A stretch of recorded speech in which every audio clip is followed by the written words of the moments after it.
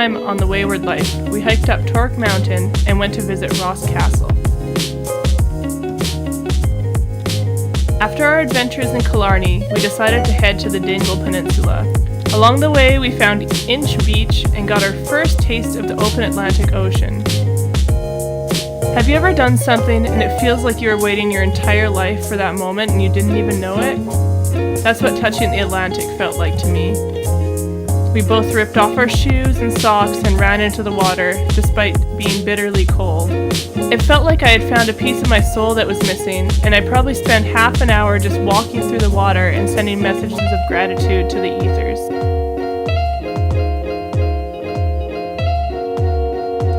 That night we stayed in the parking lot of the Inch Beach restaurant, one of the lovely perks of the off-season, and we were able to use their facilities for free the next morning, our first shower in a couple of days.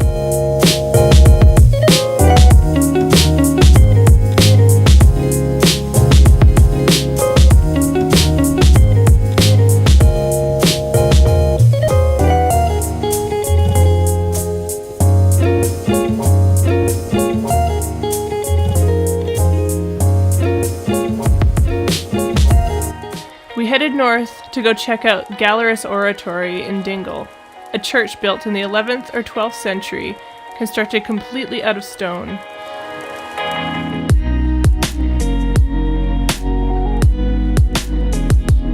This 1,000-year-old church was super cool, with thick stone walls and hardly any wind noise inside. It would have been a great place to rest as a traveler way back when.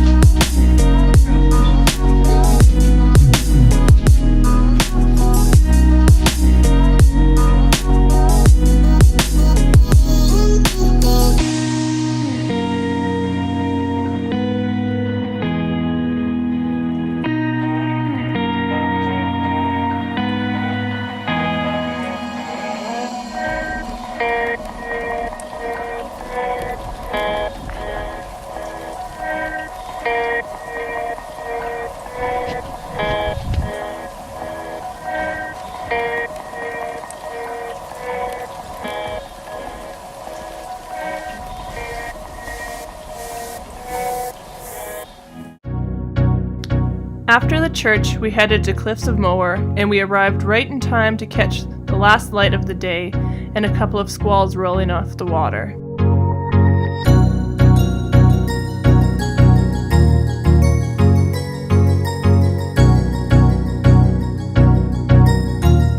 The wind was blowing so hard that it was literally blowing waterfalls back up the cliff.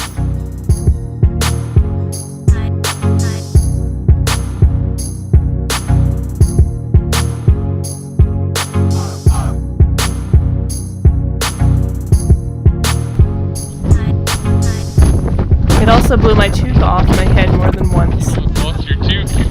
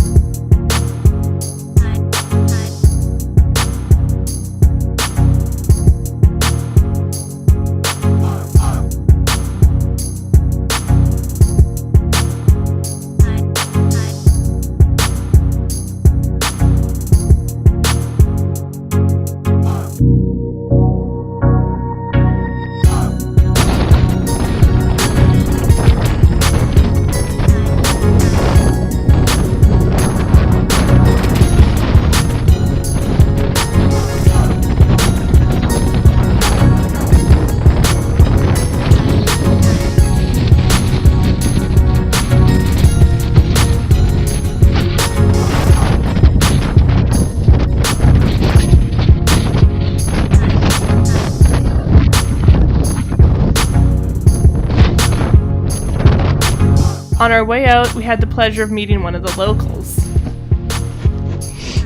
No snacks. No, that's it. My hand was up too high. No. You're not interested in that. You want to go see the cow? The cow doesn't care about you now. Oh, it does care about you. Go see the cow. And just like that, it's all rained out. Yeah, for another 10 minutes. Oh. A few weeks later, we returned to the cliffs so I could shoot an engagement session, and we were greeted with completely opposite weather. There was zero wind and perfect sunny skies.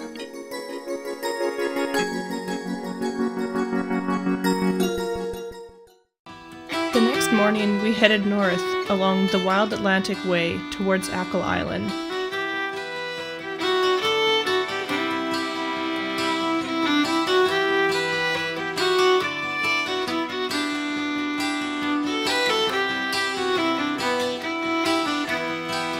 It's hard to tell in the video, but the waves were large and beautiful, and with these rollers it wasn't hard to tell how the coastline here had become so rugged.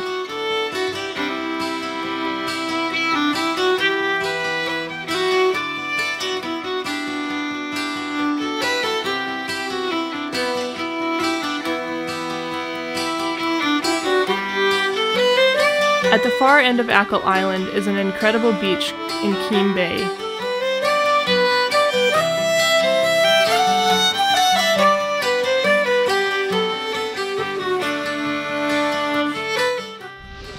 Okay, so we're on Achill Island. We are at Keam Beach? Yes. Keam Bay. And I am about to venture out into the crazy storm that's actually calmed down since we've been here, but it's insane still. The west coast of Ireland and the Atlantic Ocean are just crazy. Like, puts Vancouver Island and the storms I've seen there just to shame, the amount of wind that comes off of this. It's like sheets of water just constantly. But it's calmed down a bit, so Logan's already out there. I'm about to venture out of the van and head into the wind. Whoosh!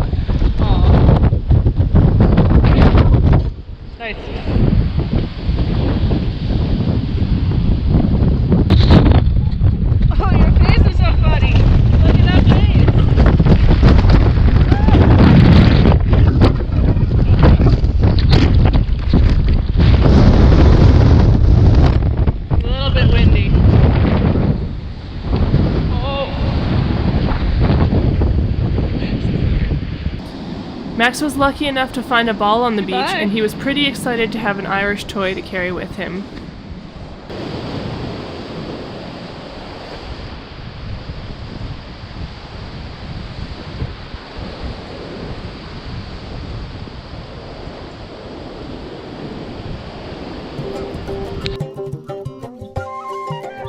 The wind was insane, and we had a hard time finding a place to camp for the night that provided any kind of shelter.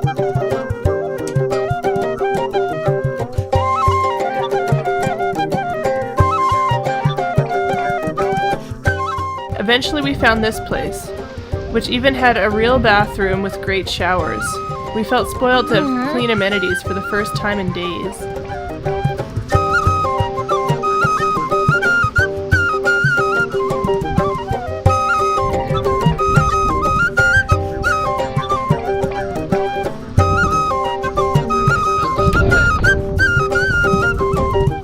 Next morning on our travels, we discovered Grace O'Malley's castle in Kildavnet.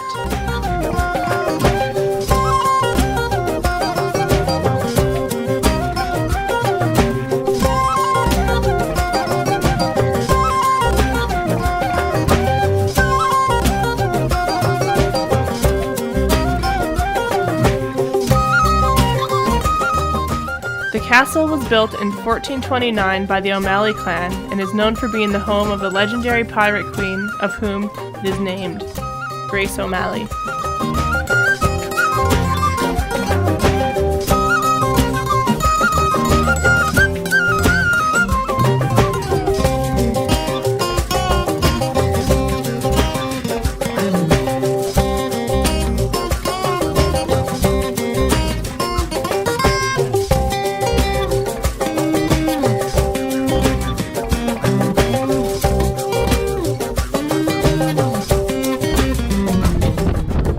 It is located at the mouth of Achill Sound, has 3 floors, and is 40 feet tall.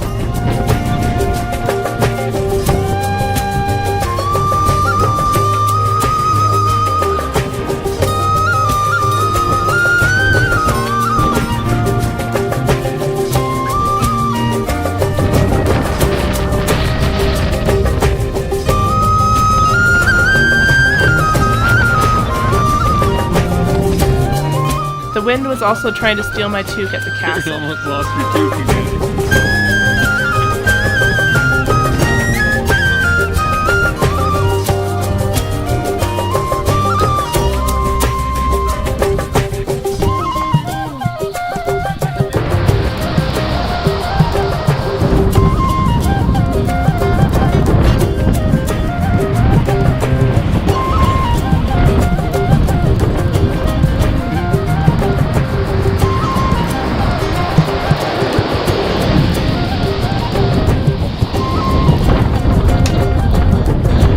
Next time on The Wayward Life, we visit Dublin at Christmas time and discover some of the city's oldest history.